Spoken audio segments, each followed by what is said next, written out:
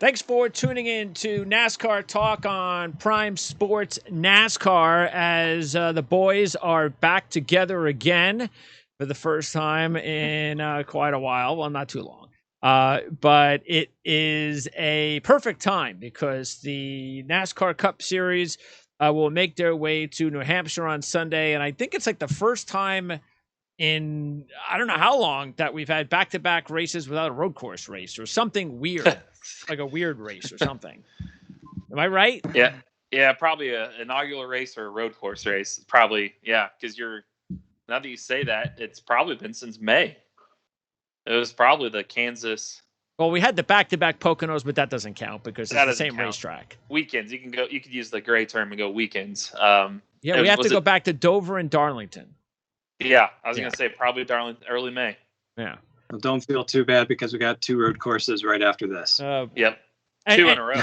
And I thought it was interesting here, just even hearing some of the drivers, and I don't remember if it was Bubba Wallace, I think it was, that said, you could tell they were complaining about it, that, we can't kind of get into a rhythm. Yep.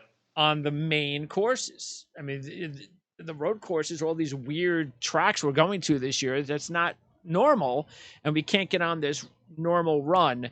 But that changes next season, right? The schedule, that's not going to be as weird next season?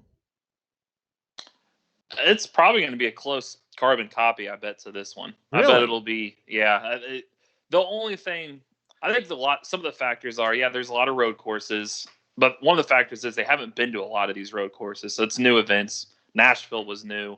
You're running a 750 package, a 550 package. You're running different stuff to where, it would be hard to get in a rhythm. But next year, you've been to some of these tracks, but you're going to have a similar package because it'll be one car. You're not going to run a 550 and 750 aero package. The next gen's going to be the same package from start to finish, but it also, you don't have any notes because it's a new car and it's going to change things. So it'll be hard to get in a rhythm. And it's a lot of these drivers were not too high on all these road courses. Like their thing was, it's a fad. We've done this before. This is the hot thing. And it falls by the wayside. You throw all your eggs in one basket, and then all of a sudden, a few years down the line, people don't care anymore. And now you're left with all these road courses. And you got to adjust it again. So but if you're not Chase Elliott, who would be okay with all these road course races? It's also your job. You get paid to drive a race. I'm sorry, the schedule should put you off of your game, and it should. Yeah. You shouldn't be able to do a carbon copy of your setup from week to week to be able to continue going Makes out it there. interesting. I have zero sympathy for that, but you're right. I think the schedule next year, when it comes out, it'll look remarkably similar to what we've got now. Most of the engagements with tracks now aren't a 1-year trial type of thing, and they've already said that they're doing Bristol Dirt again. That would probably be the biggest question mark in my mind. So I think we're going to see pretty much the same thing. Taking another Bristol race away from us. Yeah, how about the drivers are about to riot here soon after hearing them talk with Atlanta, and they got a legitimate gripe with SMI. We talked about there's SMI and there was ISC, which is now owned by NASCAR. They're all making good points about SMI changing these tracks.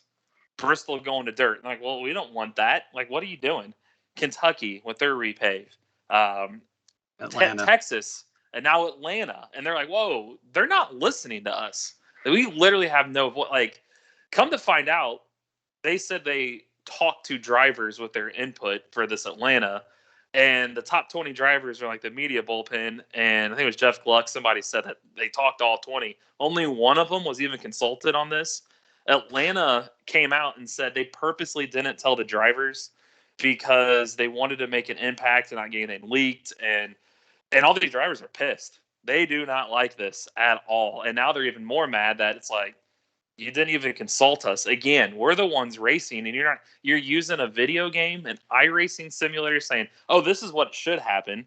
But like Harvick said, you don't put a flight simulator and like for an airplane and be like, "Oh, we tested on this computer, so let's just throw a bunch of people on board and fly it up in the air and see what happens." He goes, "That's what they're doing." And he goes, "It almost." And CJ, I'm curious your take on this. It reminds me, we're around the same age, of the 94, 95 kart when they eventually split, there's a power struggle. And I feel like that's what's going on in NASCAR right now. The drivers are here. You got the median fans here, the tracks here, and higher ups here, and nobody's talking to each other. And it just seems like there's a power struggle. And we've seen this before in open wheel and about killed IndyCar racing. And I feel like NASCAR now is going down a wrong path. And I'm curious how this is going to work out. Yeah, I completely agree. I think you've got different stakeholders, all of which feel like they should have a greater input than they actually do. And we saw it in sports car racing as well as IndyCar. IndyCar almost died. Thankfully, now it's back. But it took how many decades to get back? Yeah.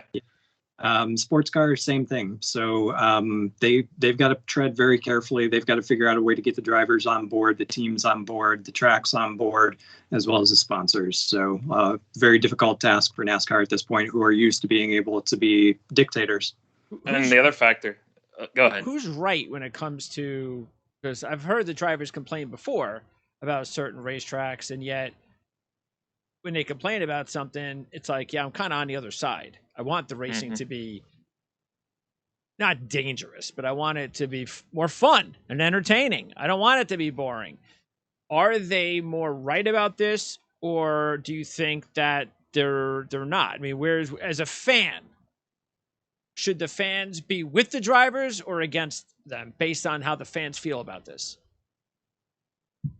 From my perspective, I think they were complaining when we went to the new rules package too, because we had the same conversation a year and a half, 2 years ago, in that they were trying to make everything more draft-like and group up the cars and packs. Which is what we wanted.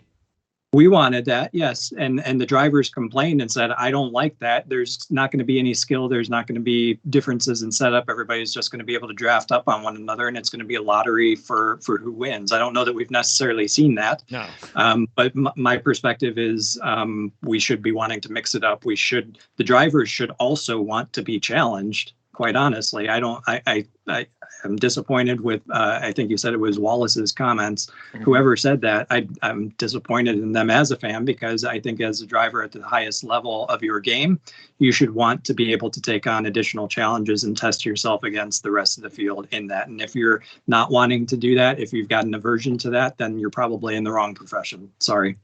Yeah, I agree.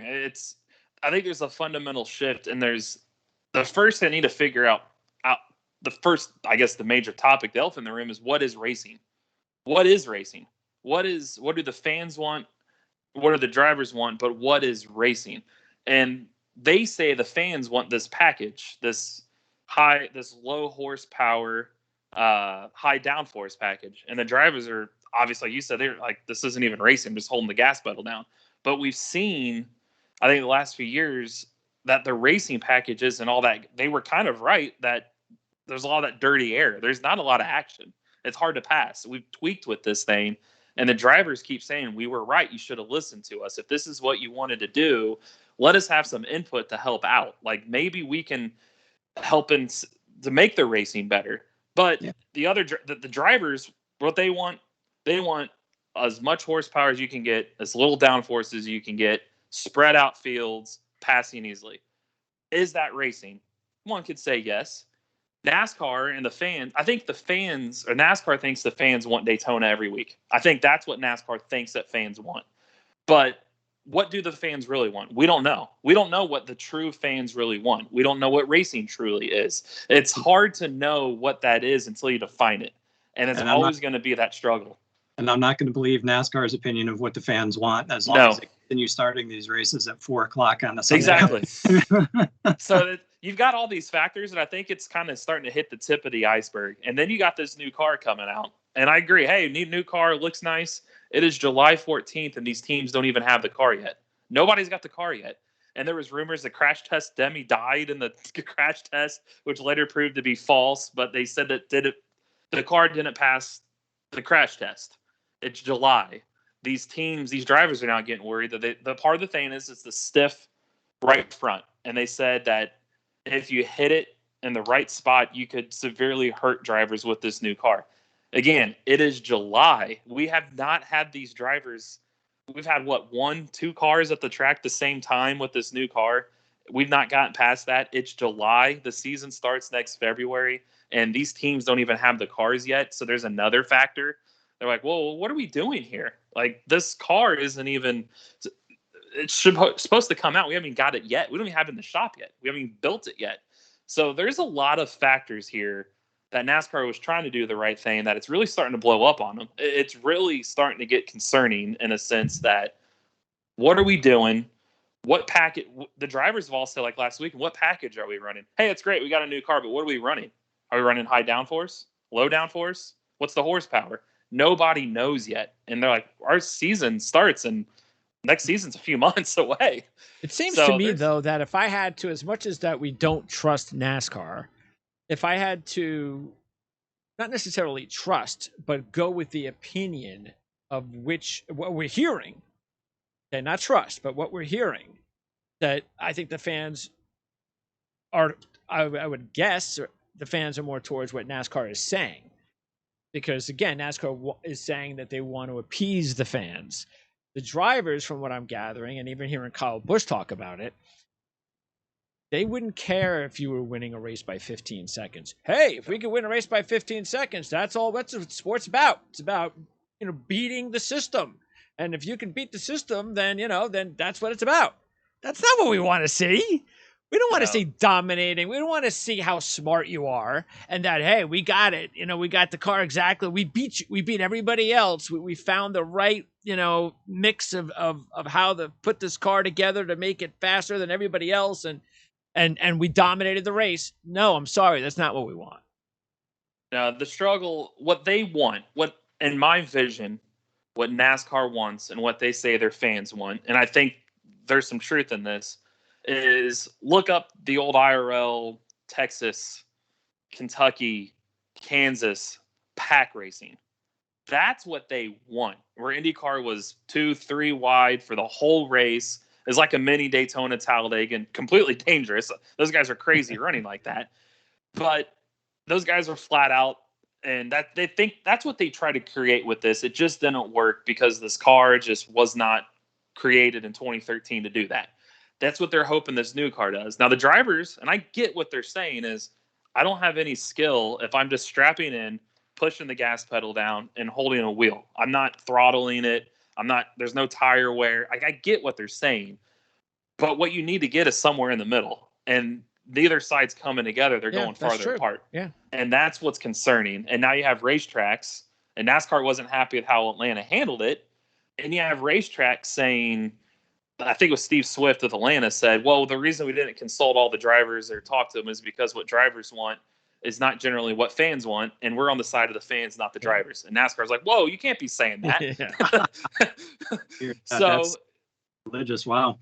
Yeah. So there's a struggle there. And here, like I said, it's mid-July and we got 2 weeks here off for the Olympics. It would be a great time to be testing a new car for these teams to have, and they don't have it yet. So that's another concern. So there's a lot of concerns right now that for the future of this sport, what direction are we going in? Isn't that when we go all the way down to the I don't know what level I want to put it at, but just basic street car racing.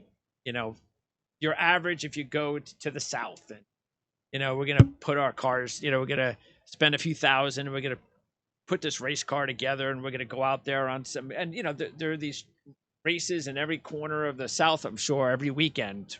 And that's what they're doing. They're going out there and they're just racing for fun, and maybe they're racing for $1,000. But isn't that what they're doing? Is they're trying to figure out, how can I outsmart everybody and make this car faster than everybody else? That's like that. I mean, that's like what they used to do in the 40s and 50s. Drag racing. That's what it was. Yep. But I think these drivers today have got to understand that doesn't work for the mass media. That philosophy does not work nationally if you're trying to build something the way NASCAR is trying to build it. Exactly. So. And like Justin Allgaier put it this morning on NASCAR radio, that he said, look, I was born in the 80s, and what I grew up on is what we don't want to let go of. Some of the racing, some of the styles, what the cars are, the tracks. He goes, but what's weird is what I remember, it would be like saying in the 80s, like, oh, we need to run like we did in the 50s. Look how much has changed from the 50s to even the 80s. And here we are in the 21st century. Because a lot of these new fans that we're trying to cater to, they were just born in the 2000s, late 90s. What do they care about a race that looked like the 80s? So you kind of have to adapt in that standpoint, take a step back. And I was like, hey, we're all kind of in a different generation. They've already got us as fans, as coverage, and we already are along those lines. But if you want to get another generation, you can't keep doing what you've been doing. You've got to adapt. And I applaud NASCAR for trying to do that. But what's concerning is they don't have the full support, I feel, from the garage, and they're also battling the fans over here. It's separate, and that's what's concerning. As you go to an NFL, an NBA, an MLB, other than the hideous All-Star uniforms last night, that it's the fans are all invested. You don't hear them split from the players and what the league wants.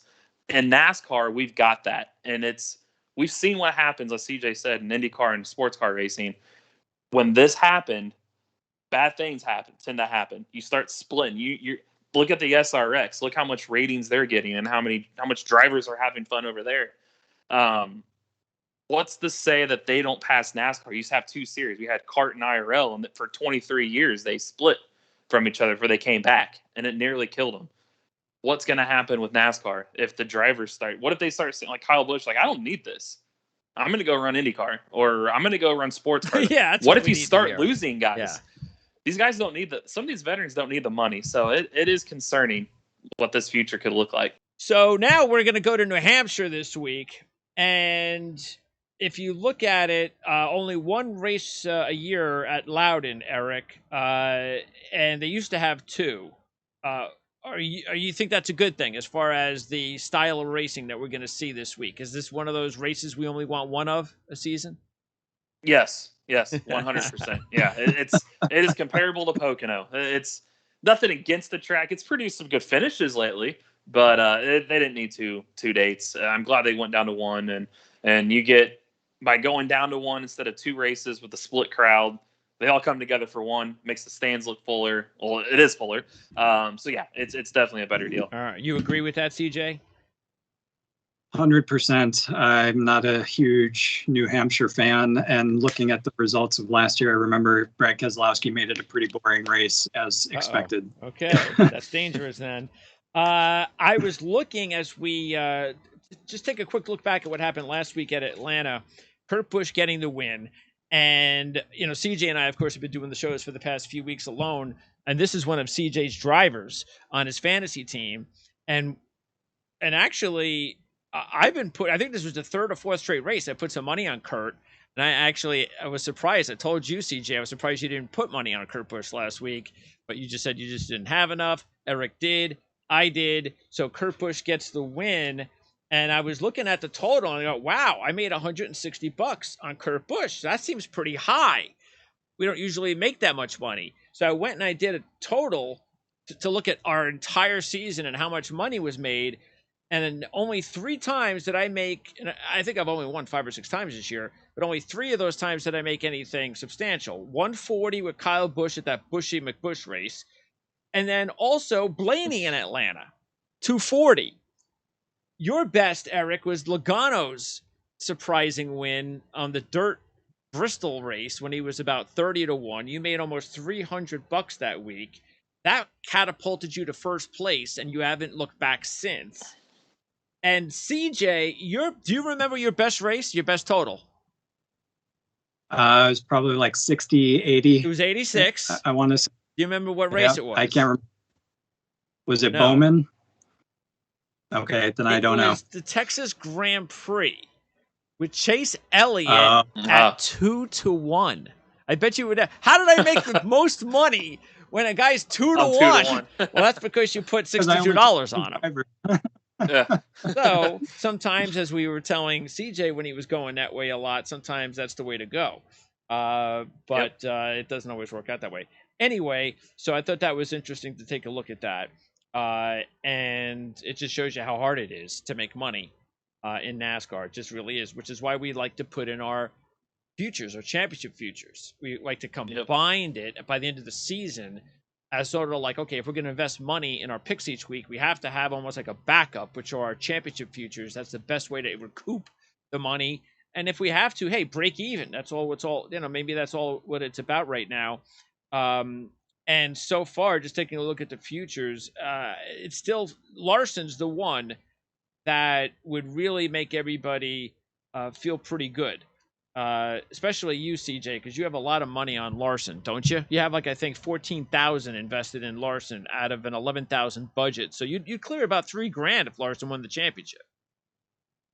I would, and my strategy, as I said before, is to continue keeping him in a positive without losing that until we get to the playoffs, and then get those guys, keep about 3 to 4, maybe 5, depending on how people perform in the ballpark, to be able to start increasing them depending on how they perform once we get into the playoffs. But I'm still all in on Larson. Eric, at this point, you would be only down a little bit, but your strategy makes a lot of sense because you have Truex, Elliott, Hamlin, Larson, Logano, and Harvick all within range. So once the playoffs begin, you're not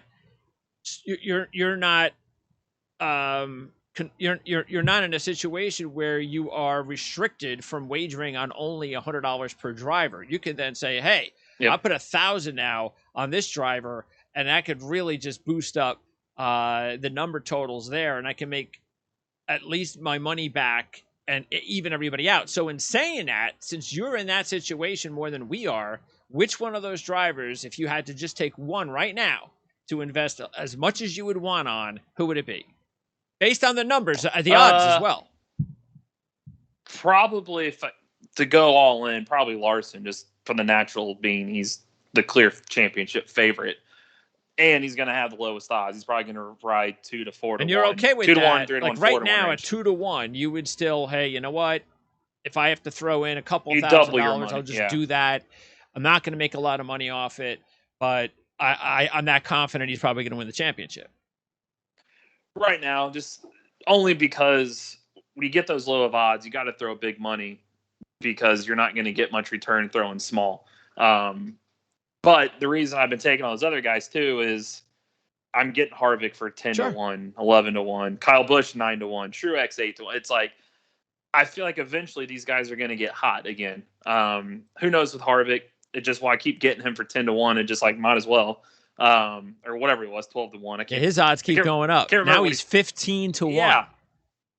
Yeah. It's like you might as well throw it because if all it's going to take for him to win a race or two, and he's going to go way down. And once the playoffs start, I've seen this before. It's you're going to start having those big names start separating themselves, and you're no longer going to be able to get Kyle Busch at 8 to 1. He's going to be 4 to 1, and Larson's going to be 3 to 1, and Hamlin's going to be 4 to 1. It's at that point, like CJ said, you're going to once the playoffs start kicking in, those numbers are always going to drop, and you're not going to get the luxury of throwing money everybody's way anymore. So you got to go all in. So right now, I'm just trying to spread it out so I know I'm good.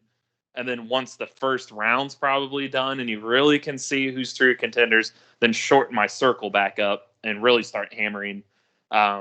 Because if let's say Larson goes on a cold slump, maybe he falls back to 5 to 1. Well, I think look, I don't think he's ever going to get to 5 to 1 unless he gets in a really bad slump.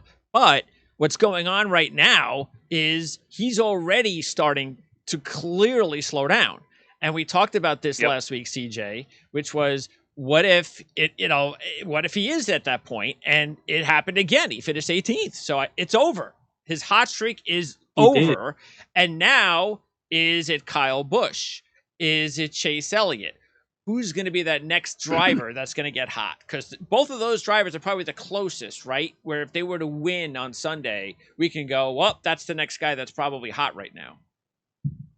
Yeah, completely agree. And that's why I was shocked when I saw the odds this week for the championship come out with Larson at 2 to 1. That was very surprising, considering it's been a couple of weeks now where he's been cold. But yeah, somebody's going to go on a hot streak. It might be Hamlin, could be Harvick, could be Kyle Busch, could be Chase Elliott. Any of those guys, those are all the ones that are known to do this and easily could. And as Eric said, they're going to be dropping very quickly. Well, Kyle's already at that point, Eric. Because right now, if you look at it, he has 6 top 5s in his last 7 with 2 runner-ups and a win. So if he goes out and wins on Sunday, he's as hot in that period as any driver this season. So no one else could do that. Even if Elliott wins, he's been mostly a winner and he hasn't been consistent enough. Kyle's in a nice little consistent run right now. He could be real dangerous at this point. But even if he does become the next hot driver, it's still too early. It is. We like you said, we talked about like who's going to be the next guy to get hot. So I was going to get hot. We had all that parity at the start. We talked about then who's going to get hot, who's going to be that guy, and if they get hot, are they getting hot too soon? And it was Hendrick and Larson. And as like Stuart Haas, those guys have said, it's going to be hard to close that gap this year because there's parts freezes. That new car is coming out. When they finally get the new car, they're going to be behind the 8-ball. You're going to focus there. It's going to be really hard to close that gap. But these are smart guys. They can close that gap. And I think a lot of this has been very circumstantial because I feel like at this point now, this is Gibbs' turn to get hot. I think you're going to see a lot of – because these are good tracks for him. We've seen what they've been doing lately. This is a great track for him this weekend.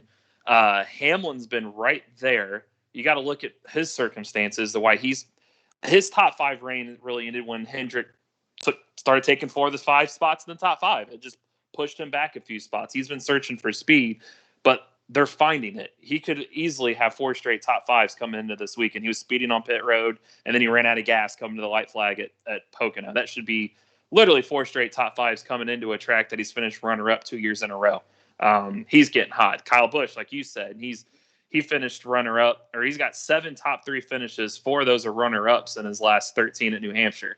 Christopher Bell's good there. Truex has, 7 of his last 8 in the top 8. I mean, he's dominant there. And then you go to Watkins Glen. Hamlin's got 3 top 4s his last 4. Truex has 3 straight top 2s. Kyle Busch has 4 top 7s his last 5. Then you got Indy, which is just throw that out because nobody's been there. Then you go to Michigan again. Yeah, it's a road course. Well, and here's Indy, yeah, and then you go to Michigan. You got Hamlin, 2 runner-ups in his last 3. Truex, 4 straight top 4s, 3 of which are third-place finishes. Kyle Busch, his last 6, 4th, 3rd, 5th, 6th, 5th, 4th. And then you got Daytona, and now you're in the playoffs. That's why I feel like this is probably Gibbs' turn. You kind of see it coming with Kyle Busch. Christopher Bell's got 2 straight top 10s. He's starting to turn it back around. Truex gets his top 5. It's maybe their struggles were Hendrick's gain, and those weren't good tracks for him. And now all of a sudden here they come. And I think Chase Elliott and CJ will probably agree with this.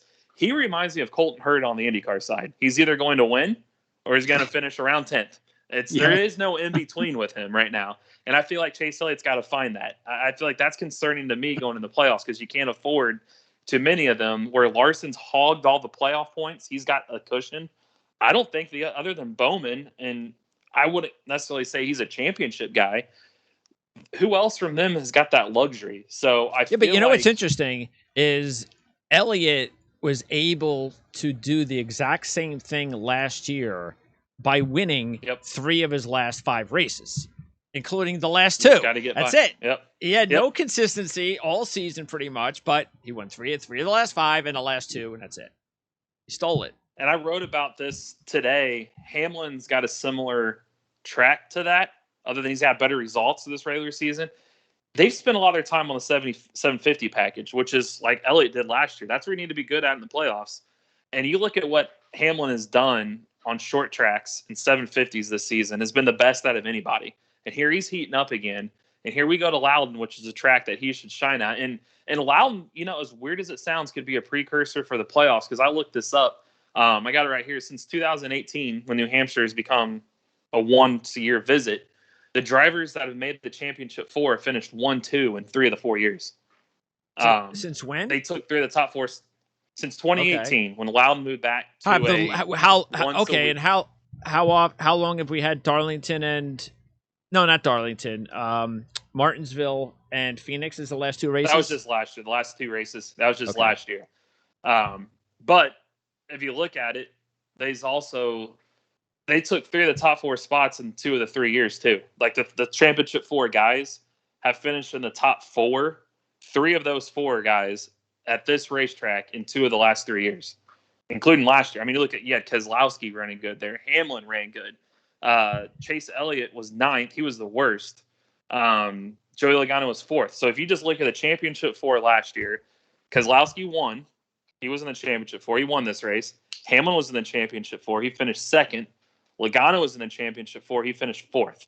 It's been kind of that trend. And Loudon's very comparable to a Richmond, to a Phoenix. So I think what you see this weekend may be a precursor for the that playoffs. Actually, even though it hasn't been the last 2 races except for last year with Martinsville and Phoenix, and we bring it up, of course, because those 2 tracks are the most similar to New Hampshire.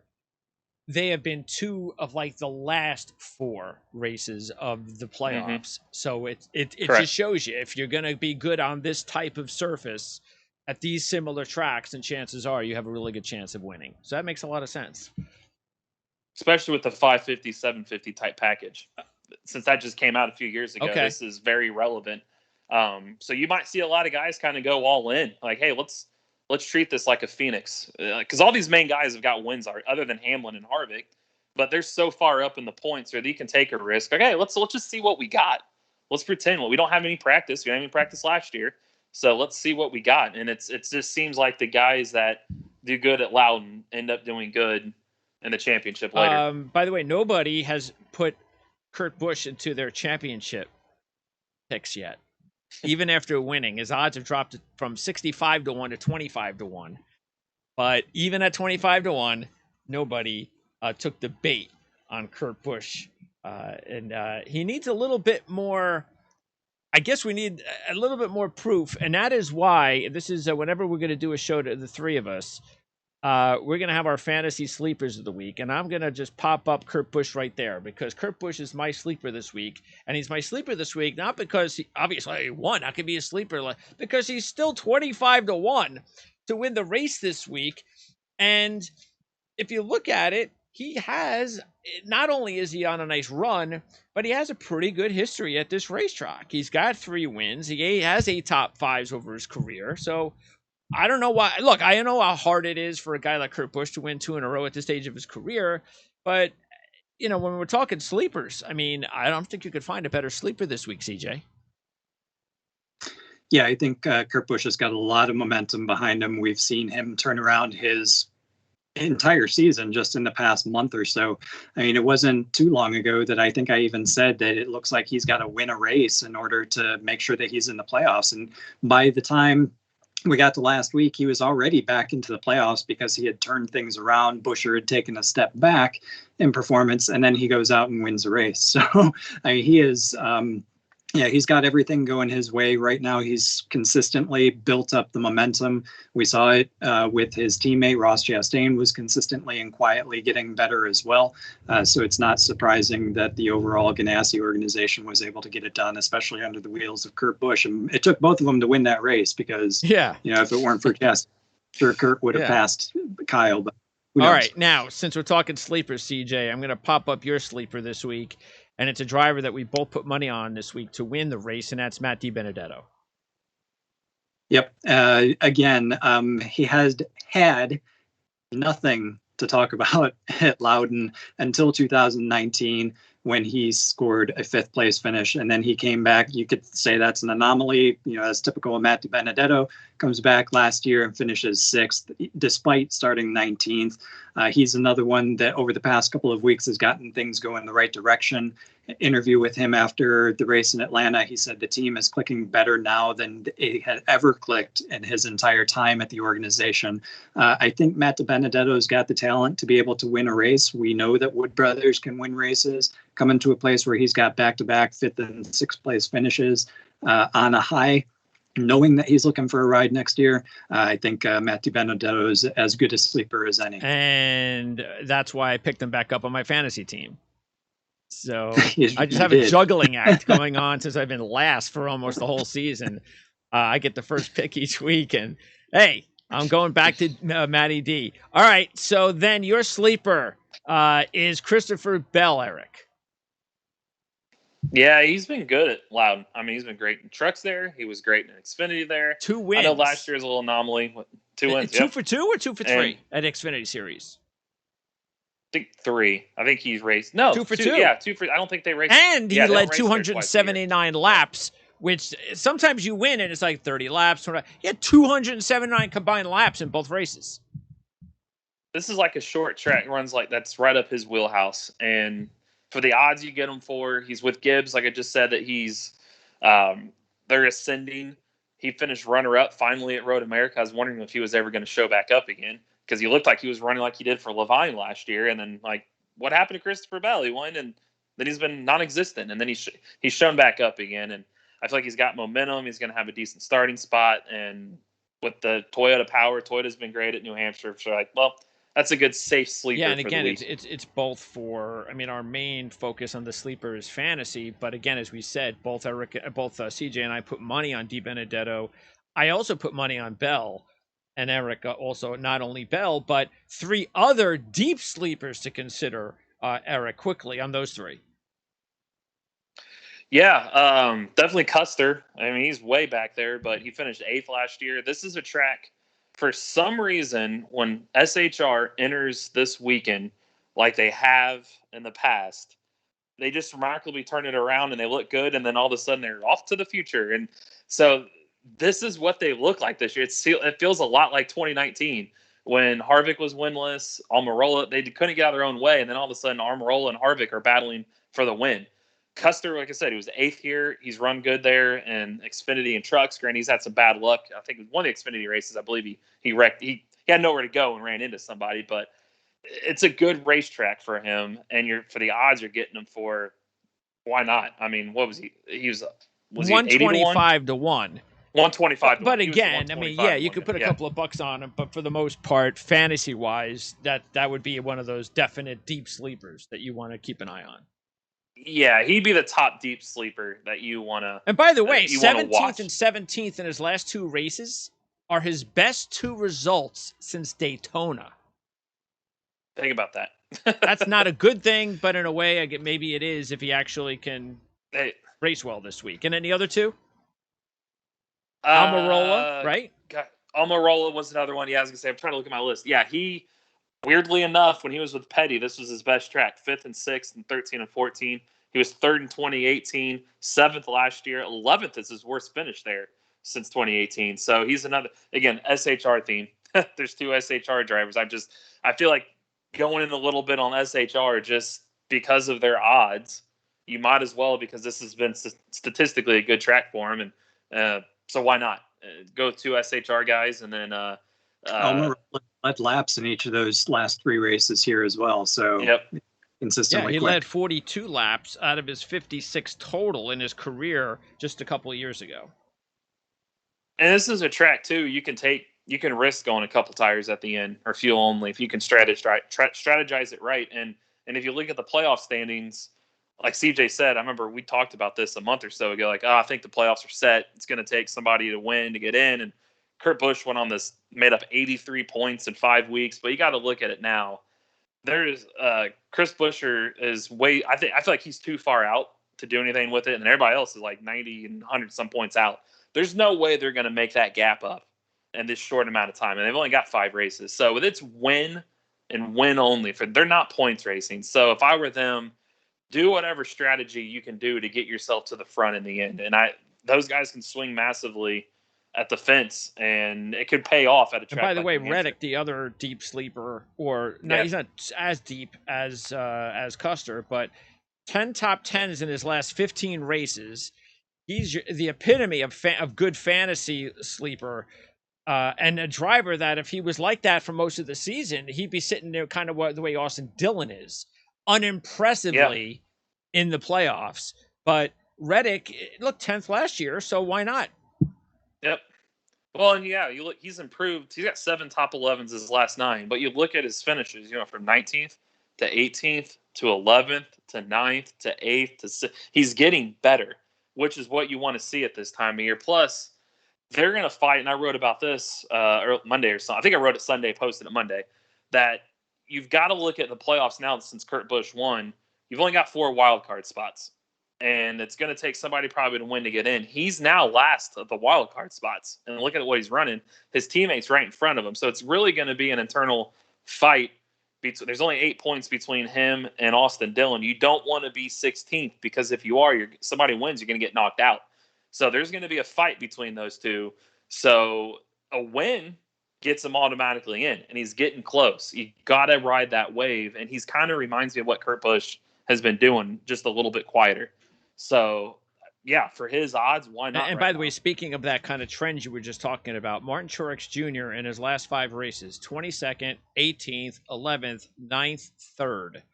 So unless he's second this week, and because of the fact that he's really good at this racetrack, even though he's never won, and I'm only talking about recently, of course, because he's got 6 straight top 10s and 4 of those top 5s. The only thing is he hasn't led a lap in his last 2, but in his previous 5, he's led a combined 596 laps, which is the reason why I put a lot of money on Martin Truex this week. You put some good money on him. You did not, CJ. I avoided him, and similar story as to why I avoided him is to why I avoided Stewart-Haas Racing. I want to see one positive result out of them.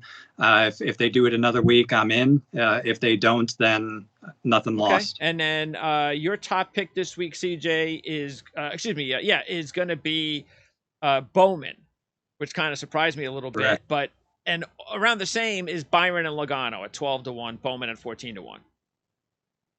Yeah, Bowman, I think just the math ended up making him the top pick. He's one of those guys that has been consistently around and able to get things done. Byron, similar as well. The guys are running really, really well. They're going to have to overcome Joe Gibbs Racing, which is why I've got Hamlin in there. I think Hamlin's probably going to be, if I were to pick one driver for the weekend, it would be Hamlin, to be honest with you. But if there's anybody that can challenge them, it's Bowman. By the way, and Byron. Kyle Busch, Denny Hamlin, and Ryan Blaney, 3 drivers we have all agreed on this week. That might be an all-time record that we've all agreed on 3 drivers in 1 week. But we all like Blaney, and why not? I mean, if you really look at it, Ryan Blaney's starting to come on right now, slowly but surely. Eric, this is early for him too. Yeah, he went for a while, kind of the Christopher Bell syndrome. Is like, where'd he go? He won, and then it's like, is he even in the race anymore? I see a bunch of bad pit stops and bad strategy calls, and then all of a sudden he gets the poking. He's got 3 top 6s his last 4. He had 0 top 5s 11 races prior, and Keselowski, I feel, has fallen in that same trap. But this is good tracks for them, and Blaney ran great there last year. I forget what happened to him, but if I'm not mistaken, he won the first stage or was leading a lot of laps, or he was the top 3 last year, and then he finished 20th. And then before that, he was 4th the year before, and now he's really turning it on. And for his odds and for how good he been at New Hampshire lately, it was a no-brainer again. Why not? And yeah, I like CJ's with Bowman because Loudon races a lot like Richmond, and who won Richmond? Alex Bowman. So there's a lot of similarities here. Joe Gibbs cars are good at Richmond. Bowman won. You've got Joe Gibbs cars again turning the heat up, and here we are at Loudon. It's a lot of the short tracks you look at early in the year. This is going to portray a lot to it, and Blaney's a good one to go with. Before I'm going to drop you first, CJ, your report, the barometer report, comes out on Friday. Actually, we'll have the fantasy previews up on Friday for all series, and then we'll have the barometer recap of the race, looking ahead for actually a 2-week layoff coming out sometime on Monday. Wire.com. Got the Olympic break. Joy, girl, just with no fans too. Wow, that's the ratings are gonna be so high for that event. Not if USA keeps losing Nigeria. That's not good. No. All right. So, CJ, we'll talk to you. When are we going to talk to you again? When? Let's see. It'll be the first week in August when we get ready for Watkins Glen. First week of August. So that's 2 weeks or 3 weeks? That is 2 weeks from today. Yeah, 2 weeks from today. 1, 3. No, 3. No, it's 3. 3. Yeah, I can't. So 2 weeks off. It'll be the 4th of August. All right. Enjoy your 3 weeks off from our show, CJ. And we'll talk to you again in August. All right. Awesome. Take care, man. Appreciate it as always. Take care. See ya. All right. So, that's and I didn't even think about that. We're going to have no NASCAR as much as we can criticize it for the racing from time to time. It's still it's you get used to it, and Yep. it's not like it's football season, so No, it's not a lot to distract you. Certainly, baseball and basketball is not. So, Nope. yeah. All right. So your top pick, Eric, is Kyle Busch, correct? Yep. And again, we all have Kyle Yep. Busch this week, but you have the most invested and the most to earn with Kyle. And why not? He's on one of those runs like we talked about. Yeah, I mean, he's 4 straight top 3 finishes. 3 of them are in the top 2, and this is a good track for him. He's starting on the front row, on the pole actually.